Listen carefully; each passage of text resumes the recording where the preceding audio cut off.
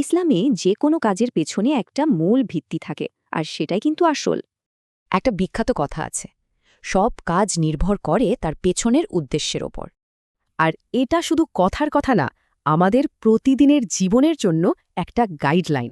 ইসলামে এই কনসেপ্টটাকেই বলা হয় নিয়াত, মানে কোনো কাজের পেছনের আসল ইচ্ছাটা। আচ্ছা, এই প্রভাবশালী কথাটা আসলে আসলো কোথা থেকে? এটি এসেছে সহি আল বুখারি থেকে, আর এটি সেই বইয়ের একদম প্রথম হাদিস। শুরুতেই রাখার কারণ হল নিয়ত বোঝাটাই সবকিছুর আগে সবচেয়ে জরুরি। হাদিসটিতে ব্যাপারটা বোঝাতে একটা দারুণ উদাহরণ টানা হয়েছে, হিজরতের ঘটনা। ধরুন, দুজন মানুষ হিজরত করছে। একজনের উদ্দেশ্য আল্লাহ, আরেকজনের হয়তো বিয়ে বা ব্যবসা। কাজটা একই, কিন্তু নিয়তের কারণে দুজনের ফলাফল হয়ে গেল একদম আলাদা। এই নীতিটা কিন্তু শুধু বড় কোনো ঘটনার জন্য না, আমাদের প্রতিদিনের জীবনেও কাজে লাগে। যেমন ধরুন, পড়াশোনা। আল্লাহ সন্তুষ্টির জন্য পড়লে সেটাও কিন্তু একটা ইবাদত।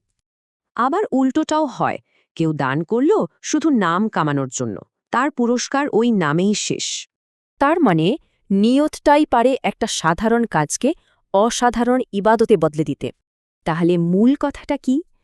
বাইরে কি দেখা যাচ্ছে তার চেয়ে ভেতরের উদ্দেশ্যটা অনেক বেশি জরুরি। হাদিসটির মূল কথা এটাই যে মানুষ তার নিয়ত অনুযায়ী ফল পাবে। এর মানে হল, যে কোনো কাজ করার আগে নিজের উদ্দেশ্যটা একবার ছালিয়ে নেওয়া দরকার।